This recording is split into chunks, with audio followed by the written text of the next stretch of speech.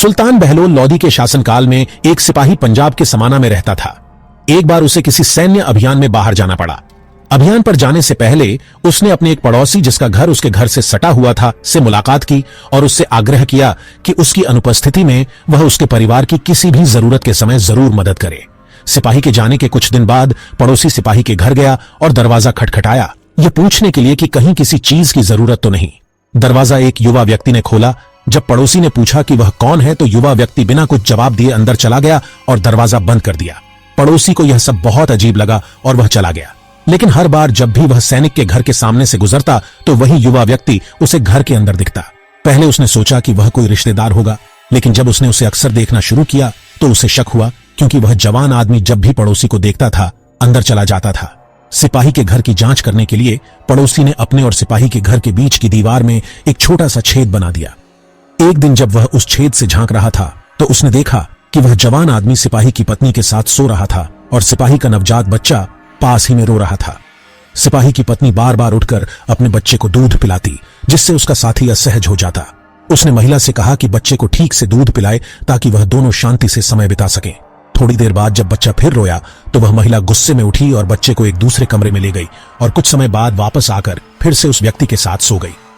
दोपहर से शाम होने पर भी जब बच्चे के रोने की आवाज नहीं आई तो उस आदमी ने महिला से चुटकी लेते हुए पूछा, बच्चा अब क्यों नहीं रो रहा है?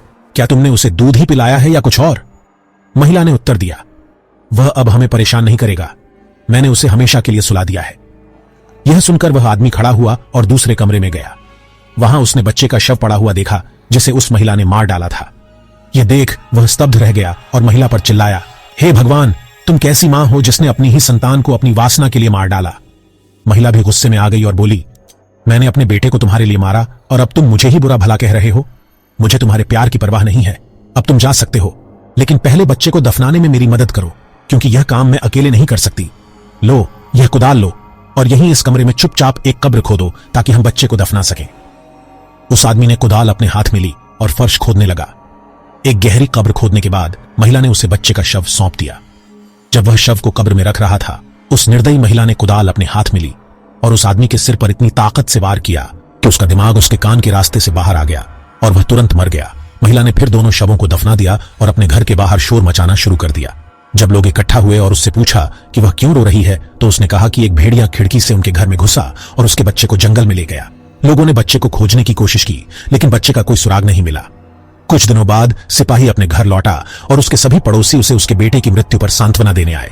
जिस पड़ोसी से उसने अपने परिवार की देखभाल करने के लिए कहा था वह भी उससे मिलने आया और जब सभी लोग चले गए तो उसने चुपके से सिपाही का हाथ पकड़ कर अपने साथ आने को कहा। फिर उस पड़ोसी ने सिपाही को अपने घर ले जाकर पूरी घटना सुनाई और दीवार में बने छेद को भी दिखाया जिससे उसने यह सब देखा था। पड़ोसी ने सैनिक से यह भी अनुरोध किया कि वह अपनी पत्नी से सावधानी से पूछताछ करे, क्योंकि वह एक धूर्त और खतरनाक स्त्री है। सिपाही वापस आया और कमरे में जाकर फर्श की ओर देखने लगा जहां पड़ोसी ने उसे बताया था कि उसका बेटा दफन था। जब महिला ने उसे देखा तो वह उसके इरादों से सावधान हो गई और उससे पूछा, क्या देख रहे हो? सिपाही ने उत्तर दिया, कुछ वर्षों पहले मैंने इस जगह पर सोने के सिक्कों का एक बर्तन छुपाया था और अब मैं उसे निकालना चाहता हूं। जाओ, कुदाल ले आओ। महिला ने उत्तर दिया, मुझे लगता है कि वह अंदर कमरे में टांट पर रखी है, मैं वहां नहीं पहुंच पाऊंगी, आप खुद निकाल लो।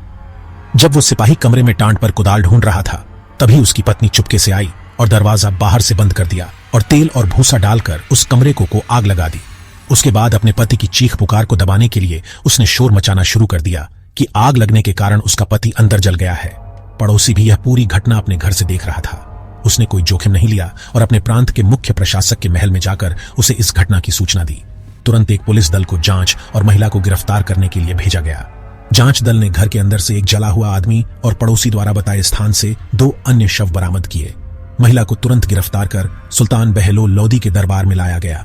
जब पड़ोसी ने दरबार में उपस्थित सभी लोगों के सामने पूरी घटना सुनाई तो सबके रोंगटे खड़े हो गए। इस तरह का जघन्य अपराध एक महिला द्वारा अंजाम दिया गया यह कोई सोच भी नहीं सकता था। सुल्तान ने अपने सैनिकों को आदेश दिया कि उस महिला को उसके द्वारा किए गए घृणित कृत्य के लिए सार्वजनिक रूप से कई टुकड़ों में काट दिया जाए। यह वाक्य 16वीं शताब्दी के लेखक अब्दुल्लाह द्वारा रचित ऐतिहासिक ग्रंथ तारीख-ए-दाऊदी से लिया गया है। उन्होंने यह वाक्य बादशाह जहांगीर से एक यात्रा के दौरान सुना था।